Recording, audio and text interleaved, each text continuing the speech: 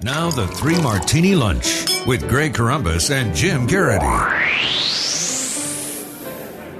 And welcome, everyone, to the Tuesday edition of the Three Martini Lunch, along with Jim Garrity of National Review. I'm Greg Corombos of Radio America. Good, bad, and crazy martinis await conservatives this morning. And Jim, let's start with the good, and this is a genuine good, as you put it in the email this morning, and that's that it is getting harder and harder for President Obama to get his nominees through the Senate, which is kind of ironic since the Senate Democrats recently changed the confirmation rules that most nominees from the president can't be filibustered, yet they're not even being able to get to that 51 threshold. We saw it a couple of weeks ago with the president's nominee to head the Civil Rights Division at the Justice Department.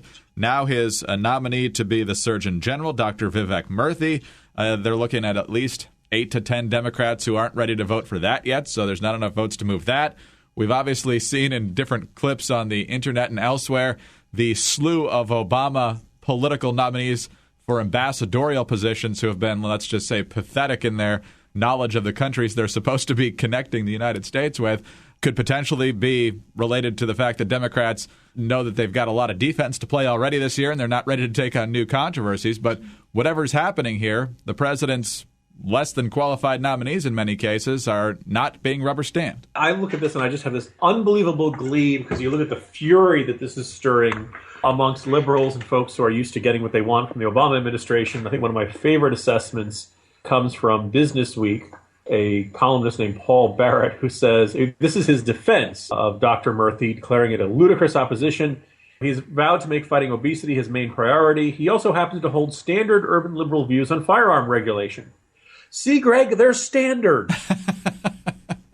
He's free to have those views. And, senators, both Republican and Democrat, who count on the support of the NRA and their elections are free to voice their opposition to that. And, I think one of the things that a lot of gun owners, a lot of folks who support the Second Amendment say, whatever you think of it, it's a legal issue, it's a constitutional issue, it's pretty open and shut case about the way they interpret the Second Amendment. The argument that it's a public health bill, well, a gun is only dangerous if somebody shoots it at you. It's not like there's secondhand smoke from the smoking barrel or something like that. So this seems like a way of co-opting the medical profession into a tool of liberal policy goals. And so, unsurprisingly, they're not enamored with it. It's also kind of fun in this column where he points out that Democrats like to say that the NRA is a paper tiger, and now we're seeing pretty obviously it is not one, because they got about 10 Democrats who believe that if they go against the NRA on an issue such as this, they're going to lose. What makes this particularly delicious is that, you can't blame this on the Republicans. The Republicans are in the minority in the Senate. You can't blame this on the filibuster. Harry Reid may reintroduce the filibuster, because then he could use it as an excuse to not bring controversial votes to the floor and not get Democrats on record as opposing the administration, causing great embarrassment to the Obama administration, and further underlining in red ink, the kind they use for red lines, that the president is a lame duck. And so this is just kind of an unexpected victory. It kind of also indicates, as this article notes, that Democrats still remember how the assault weapons ban hurt them. They basically are realizing they don't have a winning hand in the Senate, even though they have 5 more votes than this, because there are at least 5 and probably 10 red state, or what you might call conservative Democrats, who are very wary about what votes they cost. He also says something about the administration. As they say in this Politico article, he says, look, there are a lot of perfectly fine, non-controversial choices you could make as a Surgeon General, right? I mean, just pick a guy who doesn't try to use his medical degree to bolster his creds to argue for the banning of guns. And if they did that, most Surgeon Generals are fairly nonpartisan, slam dunk votes. So what it says here is that the Obama administration is forcing ideology where it doesn't need to. And if they were wise, they would be a little more choosy about what battles they want to fight. On to Martini number 2 now, Jim. And the good news, according to the mainstream media, is that even though they're 2 million short with about 2 weeks left in the enrollment period for Obamacare for year 1, we're at 5 million enrollees. But as Jim points out today in the Morning Jolt, you got to read the fine print. First of all, they won't tell you how many have paid their initial premium. You've got a lot of people paying a lot more for less coverage. Families are paying on an average of $663 a month now, and singles $274 a month, far more than before Obamacare kicked in. So good news, everybody. Once again, we see the administration bragging about the enrollment for a program you are legally required to purchase or else pay an extra special fee. So If you had to pay $95 or 1% of your income if you did not subscribe to National Review, which I'm not saying we have bad policy, Greg. I actually would support something like that. But let's say we had it and subscriptions went up. I don't think the subscription department would be able to pat itself on the back that hard. Wow, we're doing a fantastic job of getting people to sign up. As you mentioned, the real thing, and this is what really is scaring people away, because you ask people in the abstract, would you like to have health insurance? Sure. Do you want to pay 600 some bucks a month? No. Most people would say, hey, you're single. You want to pay 275 a month? No. Most people don't want to. Of course, the prices are much higher. And remember, this was going to save the average family $2,500 a year. Unsurprisingly, people are choosing the bronze plans, which are the ones that have the lowest monthly, premium, highest deductible, and often in some cases highest copays. Finally, something just jumped out at me, and I feel like it's just kind of worth noting here. The Council of Better Business Bureaus, the folks you call when you get lousy service or somebody tries to scam you or something, says that the Affordable Care Act scam is the scam of the year. And they don't mean the actual legislation. We should make that little asterisk there. What it is that people will call up saying, oh, because of Obamacare, we need your, all kinds of personal information, your Social Security number, your bank account number. We need this for your new Medicare card. And, unfortunately, there are a lot of people in this world who, when someone who sounds official and government-y calls up demanding information, they'll give it because they want to get in trouble.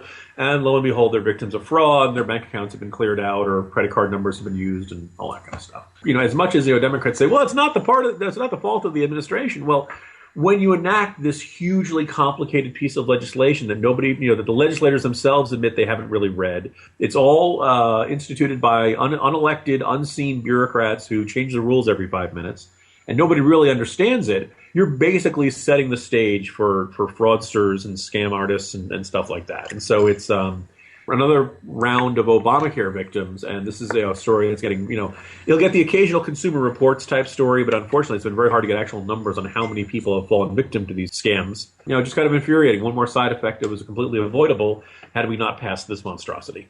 And so there could be work being done to perhaps repeal part or all of it, or at least radically reform the worst parts of the legislation, but that is not happening. Also, the president, as we know yesterday, delivered a whole 4 minutes from the White House press room in response to the vote in Crimea and the expectation, of course, which has now basically come to fruition, that Crimea will become part of Russia.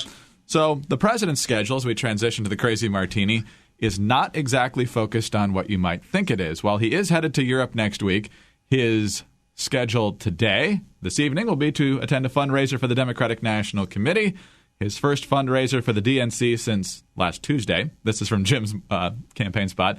On Thursday, he goes to Orlando for an event on the economy, followed by fundraisers in Miami for the DNC and the Democratic Congressional Campaign Committee.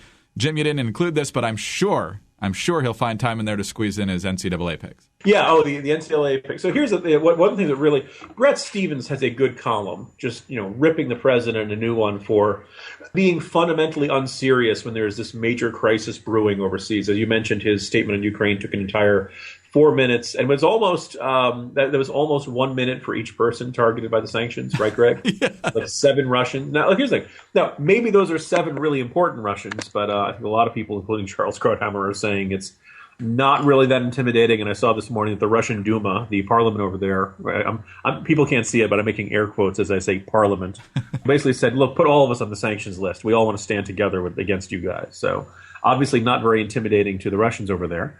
I had missed this. On Friday, President Obama called in to do a radio interview with Ryan Seacrest. Yes. Of American Idol and things like that, and what he discussed in that interview with Ryan Seacrest, right, Greg? Well, I'm sure he made an Obamacare sign-up pitch, but what else? True, the Obamacare sign-up pitch was in there, but also he talked about the interview he did with Zach Galifianakis, the guy from the Hangover movies. So we have Obama doing a silly celebrity interview discussing his previous silly celebrity interview while Russia takes over Eastern Europe. And it's probably the perfect, encapsulation of the celebrity in chief. He does these things. He does much fewer hard news interviews. He does one fundraiser after another. If you thought re-election would slow down his fundraising schedule, it doesn't. My theory is that Obama does this because this is what he knows how to do. And then when he's presented all kinds of bad options of dealing with Russia and Putin, he just kind of, I'll go out and pro forma go out, announce the sanctions, and then get over it so he can get back to the part of the job that he likes, which is fawning celebrity interviews and fundraisers. And, if only aggressive fundraising could turn back the Russian aggression. I'm sure this is how Reagan handled the shooting down in the South Korean airliner. KAL-007 and all that. Yeah. As Jim says, we laugh because otherwise we would cry. Jim, good to have you back. See you tomorrow. See you tomorrow, Greg. Jim Garrity of National Review. I'm Greg Columbus of Radio America. Thanks for being with us today. And please join us again on Wednesday for the next 3 Martini Lunch.